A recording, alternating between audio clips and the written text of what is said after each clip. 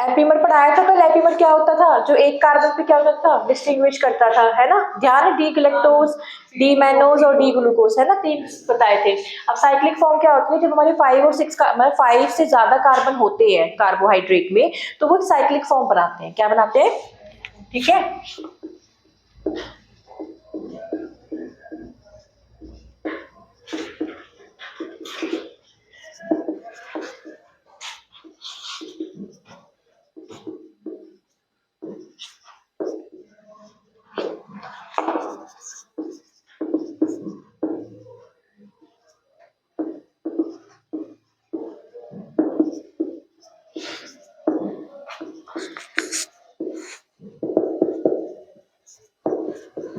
क्या कह रही है, साइक्लिक फॉर्म कैसे बनाते हैं, 2 रिएक्शन होती है, या तो हेमी एसिटल या फिर हेमी कीटल। अब ये क्या होती है ये देखना है हमें, ठीक है,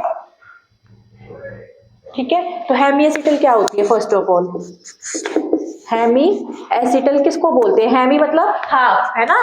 तो हेमी एसिटल रिएक्शन किस किस के बीच होती है, aldehyde plus alcohol, aldehyde plus alcohol, ठीक है जी।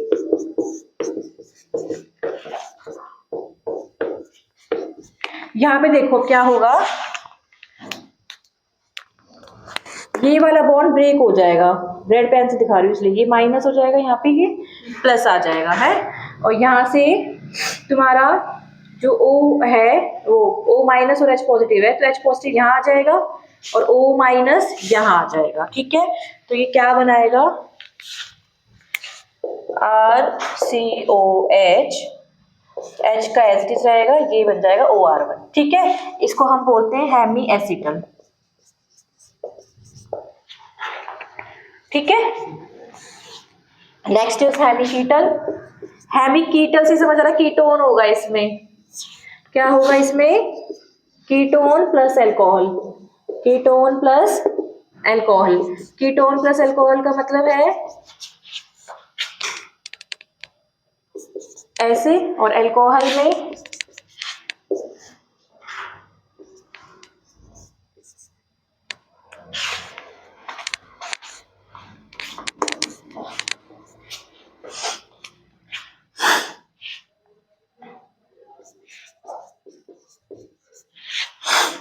वही टूटेगा, यहाँ से ये बॉन्ड, यहाँ आ जाएगा H, यहाँ आ जाएगा OR3, फिर तो कीटोन नहीं रहेगा, हाँ तब भी रहेगा सेकेंडरी कार्बन, ठीक। देखो क्या किया मैंने,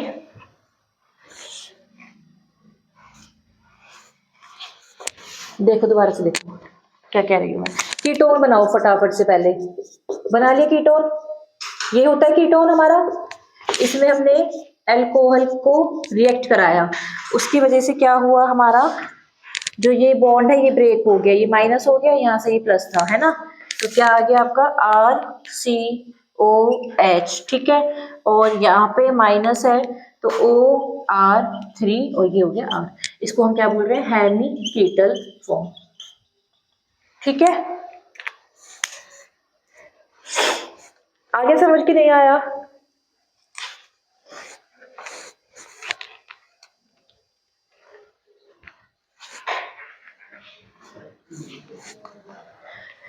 एल्डिहाइड प्लस एल्कोहल है, अगर एल्डिहाइड प्लस एल्कोहल होता है तो हेमी एसिटल बनता है। हेमी कीटल कब बनता है, जब कीटोन ग्रुप होता है। तो यहाँ पे देखो कीटोन ग्रुप बनाया मैंने, H नहीं बनाया, R बनाया। R यहाँ पे कार्बन की चेन को वो कर रहा है, रिकॉग्नाइज कर रहा है, मतलब R जो यहाँ पे है वो कार्बन की चेन को बता रहा है। तो यहाँ पे दोनों तरफ R है, तो मतलब ये कीटोन ग्रुप है। कीटोन ग्रुप में अगर हम बॉन्ड ब्रेक करेंगे तो यहाँ माइनस, यहाँ प्लस, माइनस के साथ कौन जाएगा, प्लस वाला, प्लस कौन है, हाइड्रोजन, और प्लस यहाँ आया था तो O माइनस था, तो वो यहाँ आके जुड़ गया, माइनस के साथ प्लस चला जाएगा, हाइड्रोजन आयन आ गया यहाँ पे, ये पूरा माइनस ग्रुप था, ये यहाँ जुड़ गया। सेम एल्डिहाइड के केस में ये बॉन्ड ब्रेक हुआ है ऑक्सीजन का, माइनस प्लस हुआ है, प्लस माइनस आके जुड़ गए हैं। समझ आ गया,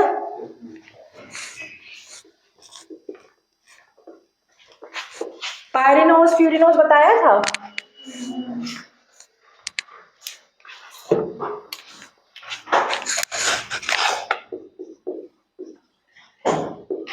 पायरेनोस फॉर्म किसको कहते हैं, जिसमें 6 मेंबर्ड रिंग होती है जो, क्या होती है? 6 मेंबर्ड रिंग, ऐसे।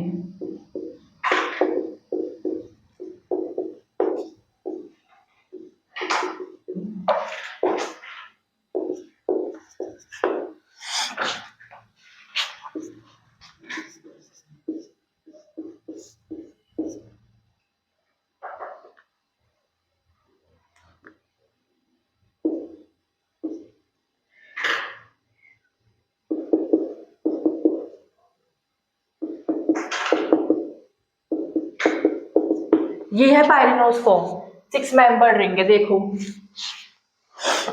ये ऊपर क्या किया है?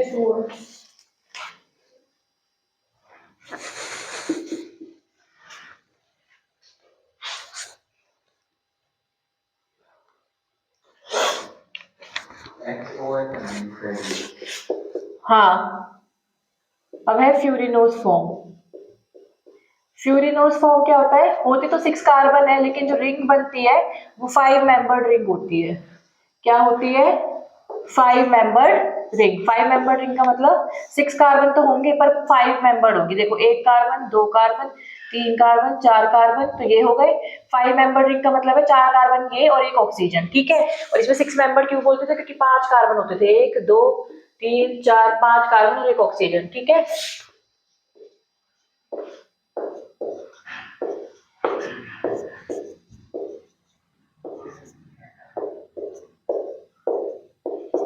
हो गया।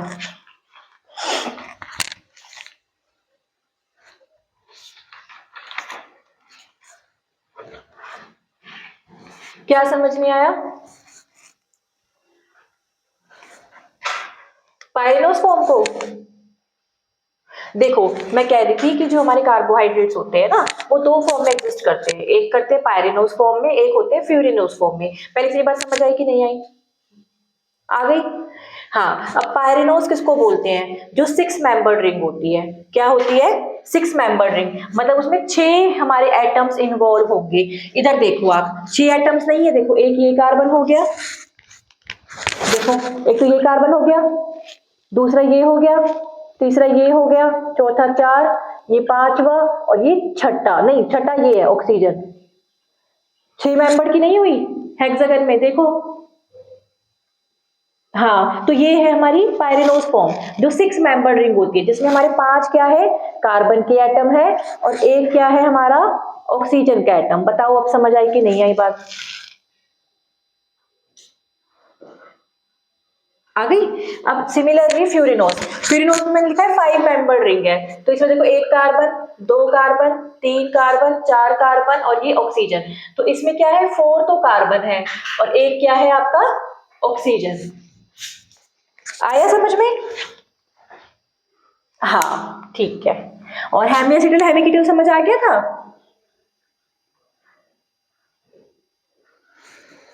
आपका ही तो डाउट था, आ गया समझ आपको? कीटल में कीटोन प्लस अल्कोहल रिएक्ट करते हैं और हेमी एसिटल में एल्डिहाइड प्लस अल्कोहल होता है। बस इतना याद रखना है।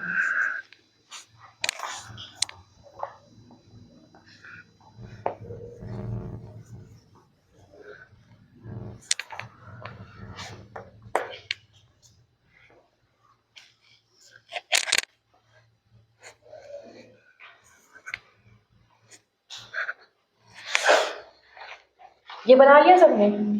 समझ आ गया तुमको?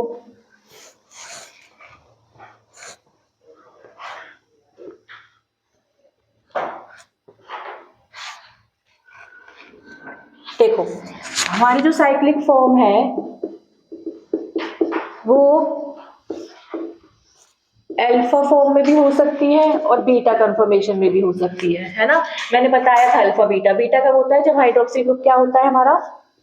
ऊपर की तरफ प्रेजेंट होता है ना, ऐसे होता है। तो देखो, अगर OH H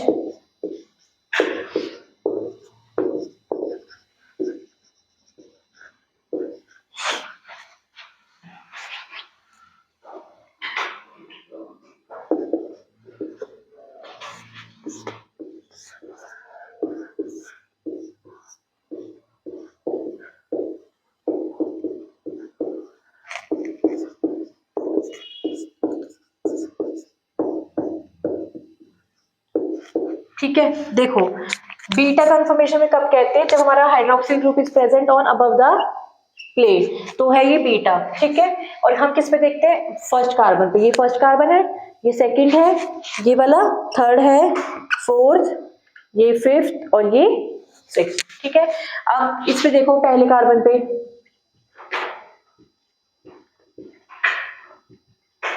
पहले कार्बन पे देखो, इस पे क्या है, हाइड्रोक्सिल ग्रुप कहाँ प्रेजेंट है, बिलो द प्लेन, तो इसको हम क्या बोलेंगे, अल्फा कंफर्मेशन। ठीक है, अब देखो फर्स्ट कार्बन पे OH इसमें क्या है, नीचे, और इसमें फर्स्ट कार्बन पे OH क्या है, ऊपर। तो ऐसी जब फॉर्म होती है तो हम उसे क्या बोलते हैं, एनोमर्स। एनोमर्स क्या होते हैं, differ at carbon number 1, differ at carbon number 1। और कौन सा कार्बन है ये, इसको कार्बन को क्या बोलेंगे, जिसपे ये अल्फा बीटा कंफर्मेशन है, एनोमेरिक कार्बन। ठीक है, और एनोमर्स क्या होते हैं, इनकी डिफरेंट होती है physical and chemical properties, having different physical and chemical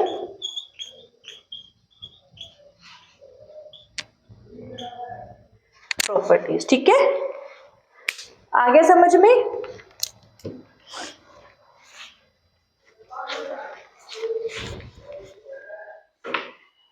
Ritika समझ आ रहा है।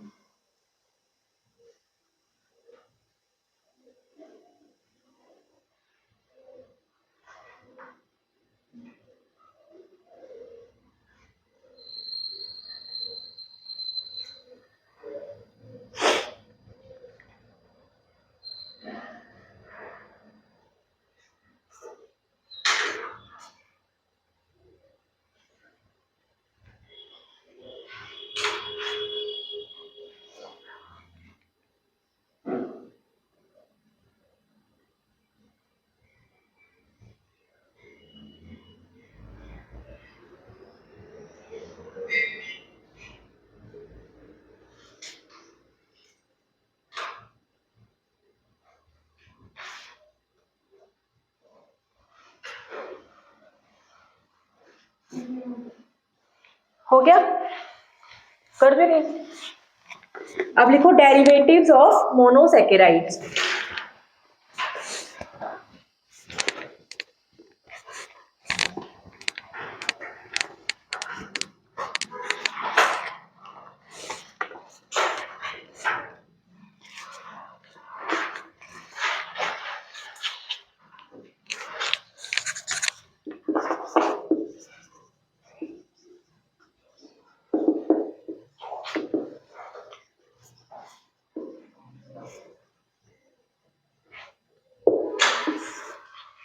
पहला है आपका ग्लाइकोसाइड्स। पहला डेरिवेटिव कौन है, ग्लाइकोसाइड्स। डेरिवेटिव है ये किसका, मोनोसैकेराइड का। ये ग्लाइकोसाइड्स है जो, ये कैसे बनता है आपका, हेमी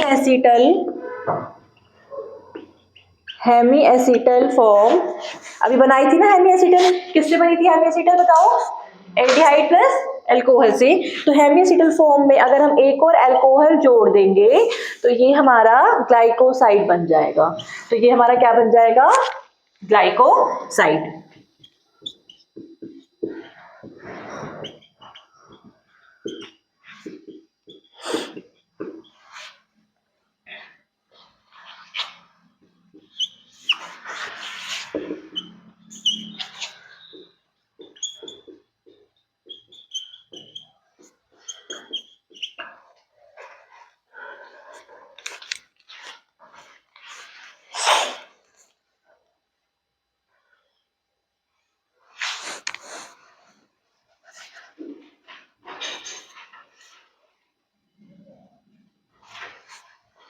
एक सेकेंड, गलत वाला कर दिया, ये वाला यहाँ OH कर लेना, यहाँ पे H कर लो, अब सही है। यहाँ से उड़ता है ना, OR3 जुड़ेगा, लो हो गया। और यहाँ पे हाइड्रोजन, बस अब दोनों तरफ। नहीं नहीं बेटा, मैंने ना वो हाइड्रोक्सिल मतलब जहाँ पे OH होता है ना, वहां वाला उड़ता है वाटर, तो यहाँ था OH, मतलब मुझे ऐसे वाटर रिमूव करना था, मैंने ये वाला कर दिया था। तो O बचेगा ना, यहाँ पे सिर्फ O बचेगा, तो O माइनस बचेगा और ये क्या होगा R3 प्लस, तो ये इस पे आके जुड़ गया तो OR3 बन गया। दोबारा समझ लो, मैं बता देती हूँ क्या किया है मैंने। यहाँ से हाइड्रोक्सिल आयन अलग हो गया, O माइनस अलग हो गया, यहाँ से OH माइनस अलग हो गया, R3 प्लस अलग हो गया, तो हमने O माइनस के साथ R3 प्लस को जोड़ दिया, O माइनस के साथ किसको जोड़ दिया हमने, R3 को, ठीक है, और पानी को क्या कर दिया, रिमूव। पानी को हमने क्या कर दिया इस केस में, रिमूव। आगे समझ में कि नहीं आया है, आ गया, आ गया, ठीक है। अब देखो इसमें अगर हम क्या कहते हैं, सपोज करिए ग्लूकोज है, ग्लूकोज प्लस अल्कोहल किया है हमने, क्या किया है, ग्लूकोज प्लस अल्कोहल, तो उसको हम क्या बोलेंगे, ग्लूकोसाइड, क्या बोलेंगे। अच्छा बताइए, अगर गैलेक्टोज होगा विद अल्कोहल तो उसको क्या बोलेंगे, बताओ, ग्लाइकोसाइड, ठीक है। एग्जाम्पल क्या है ग्लाइकोसाइड्स के, इसका नाम सुना है हुआ बेन का, क्या करता है ये, सेल बायो में पढ़ा होगा, inhibit enzymes of sodium potassium, inhibit the enzymes of sodium potassium pump. और सेकंड एग्जांपल है आपका एंटीबायोटिक जिसका नाम है स्ट्रेप्टोमाइसिन, ये भी ग्लाइकोसाइड है।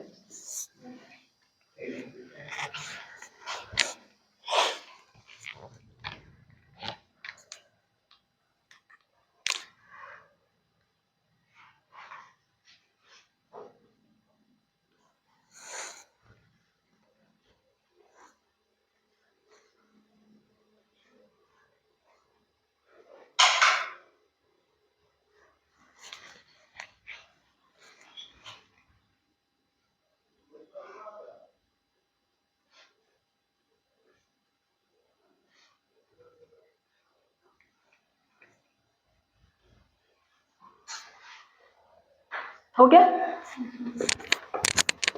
नेक्स्ट लिखिए शुगर एसिड्स।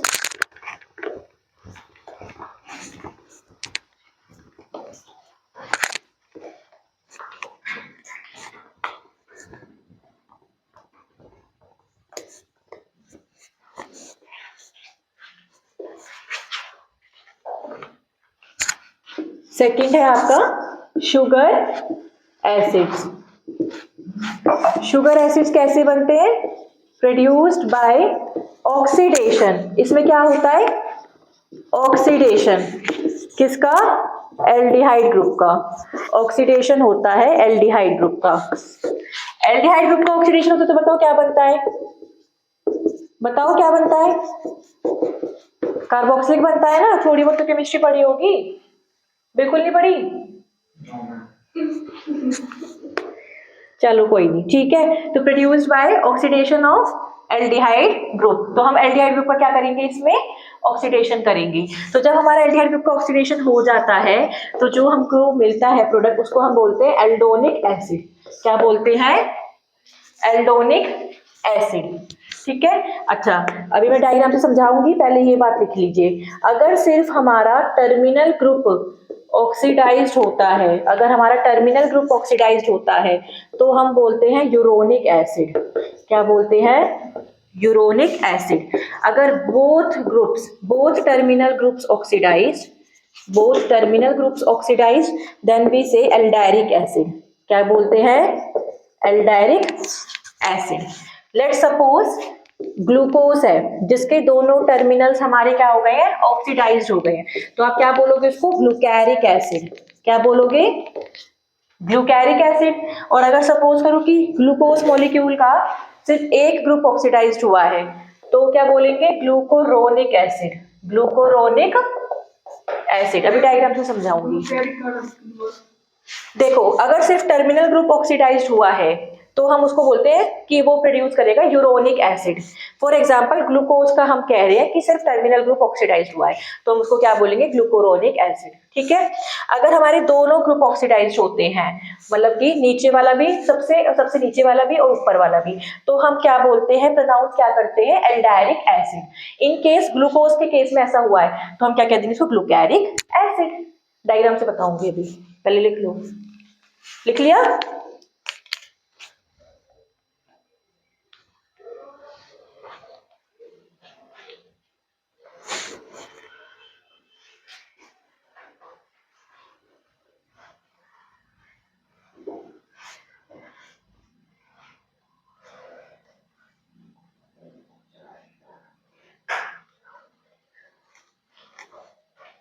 उतार लिया, डायग्राम बनवाती हूँ, समझ आ जाएगी।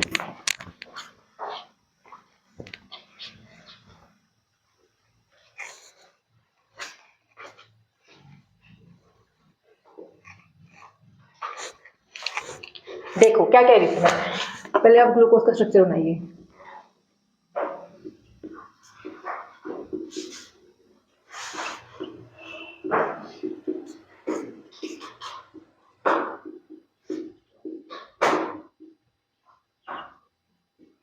ठीक है, ये बताओ किसका स्ट्रक्चर है, डी ग्लूकोज। पहले तेरी बात समझ आई कि नहीं आई बताओ। अब मैंने क्या कहा था, बताओ पहले कैसे बनता है sugar acid, by oxidation of aldehyde group. Aldehyde group कौन सा है इसमें से बताइए, CHO। तो इसको क्या हो जाएगा, इसका क्या हो जाएगा, ऑक्सीडेशन। अगर इसका ऑक्सीडेशन हो जाएगा तो ये कन्वर्ट हो जाएगा किस में, COOH में।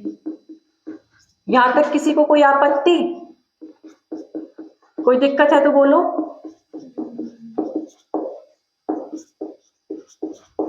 इसको हम क्या बोलेंगे, डी एल्डोनिक एसिड बोलते हैं ना जब हमारा एल्डिहाइड ग्रुप होता है, तो ग्लूकोनिक एसिड पहला केस, तो डी ग्लूकोनिक एसिड।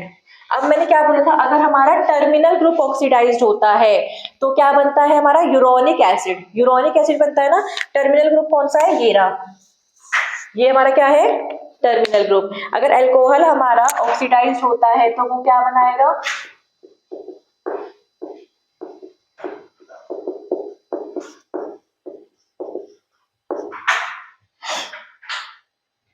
CHO आएगा,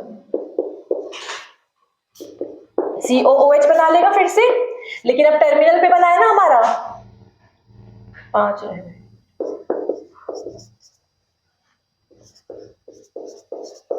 क्या कह रही हूँ मैं, देखो जरा क्या कह रही हूँ, देखो मैंने ये बोला टर्मिनल ग्रुप ऑक्सीडाइज्ड हुआ है। अगर टर्मिनल ग्रुप ऑक्सीडाइज्ड हुआ है तो क्या हुआ है, जो अल्कोहल है वो कन्वर्ट हो गया है कार्बोक्सिलिक में। अब एल्डिहाइड तो एज इट इज रह गया है ना, जब टर्मिनल ग्रुप हुआ है। तो मैंने बताया था इसको यूरोनिक एसिड बोलते हैं, तो इसको क्या बोलोगे, D glucuronic acid, D glucuronic acid. हाँ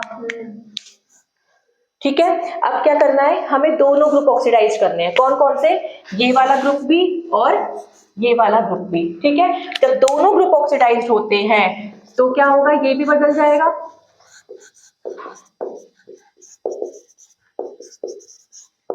बदल गया ये भी। तो इसे क्या बोलेंगे, डी ग्लूकैरिक एसिड। क्या बोलेंगे इसको, डी ग्लूकैरिक एसिड। देखो समझ आया कि नहीं आया, आराम से देखो पहले।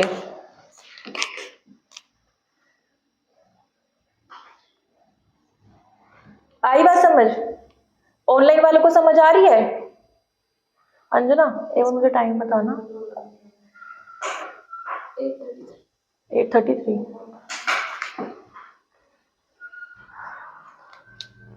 आया समझ के नहीं आया बताओ, आ गया। अगर सिर्फ हमारा टर्मिनल ग्रुप ऑक्सीडाइज होता है नीचे वाला तो हमारा ग्लूकोरोनिक एसिड बनता है। अगर ऊपर नीचे के दोनों ऑक्सीडाइज होते हैं तो ग्लूक्लायरिक एसिड बनता है। और अगर CHO ऑक्सीडाइज होता है सिर्फ तो फिर ग्लूकोनिक एसिड बनता है। समझ आ गया, डी ग्लूकोरोनिक एसिड, डी फिर GLUCURONIC।